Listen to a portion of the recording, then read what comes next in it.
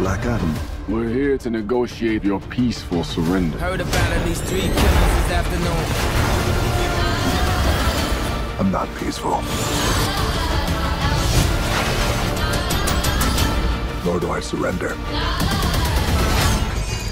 Here we go. How does it feel to finally be here, getting ready to share this with everyone? I'm so excited for you. Man, thank you. I'm so excited too. It feels so good to be here. It's very gratifying. I mean, it's been a long 15-year journey. So to be here, black carpet, fans are going crazy. I'll do that. I got you. There's a lot of smiles over there. So anyway, it feels so good. What was it like putting on the costume for the first time? Like, what went through your head? Pretty awesome, pretty crazy. You grow up, you know, imagining that you have all these superpowers as a kid, and then you put on this costume and you look like a superhero. You don't even recognize yourself. It's really surreal. And are there any other DC characters that you'd like to see Atom Smasher encounter in the future? Yeah, I want them all. Let's go. I want to fight the Justice League. I think that would be cool. Yeah. And was there one particular moment on set that was just like a pinch me moment when you realized you were going to be in a DC movie with The Rock? On set? What do you mean? It was like the first call I got from Jama, like, hey, we want you to do it. It was like, oh my God, okay, I'm going to be in a DC movie. And the responsibility of that really hits, especially knowing that this is something that Dwayne has been working on for well over a decade. And you just want to do justice to that.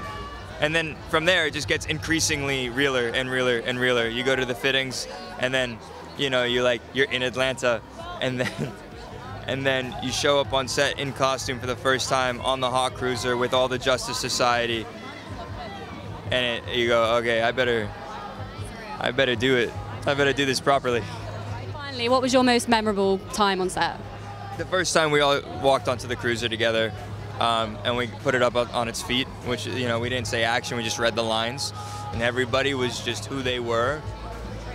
It was cool. It was that moment where, you know, everybody came to play. Everybody really came to do this properly.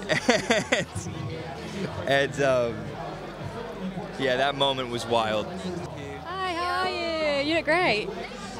So off the bat, I was just wondering, what do you remember about seeing yourself in that costume for the first time? Like, what was going through your head? I was so confused because it was so different from what I expected.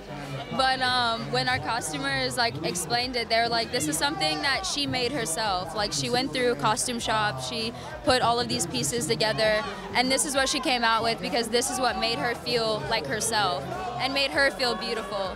So for me, that was amazing. You know, we get the chance and the opportunity to play the realism and all of that, what it means for a young girl to step into herself. You know, she's not a girlfriend, she's not recently broken up with, a heartbreak, she's in her power. So that was really everything. I felt that. So. And are there any other DC characters that you'd like to see Cyclone encounter in the future? I mean, there's so many. I'm like anyone from Watchmen. I'm obsessed with Watchmen. But I don't know. I think that's obviously a different Earth, I'm pretty sure. But I don't know. Maybe Harlequin. You know, we'll see. That'd be really awesome.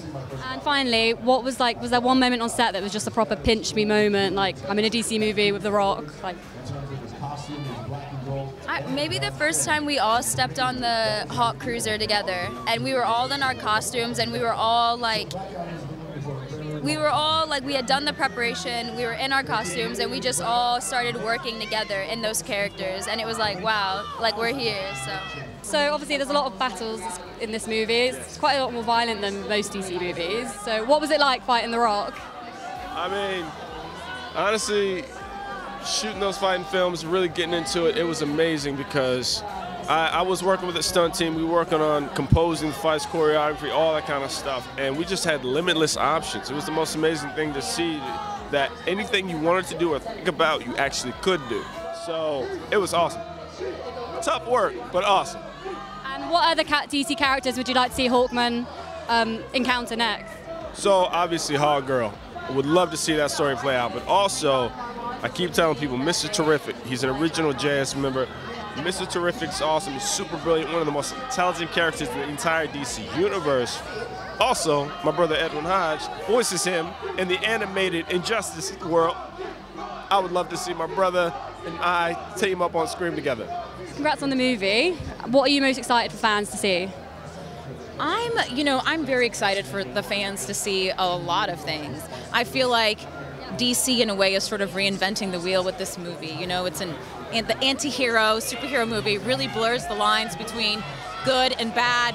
And I just feel like the movie does a really good job. It kind of makes this really broad geopolitical statement. It's beautifully shot. There's comedy, there's drama, and just the story. It's just a fucking good story. The narrative is wonderful in this.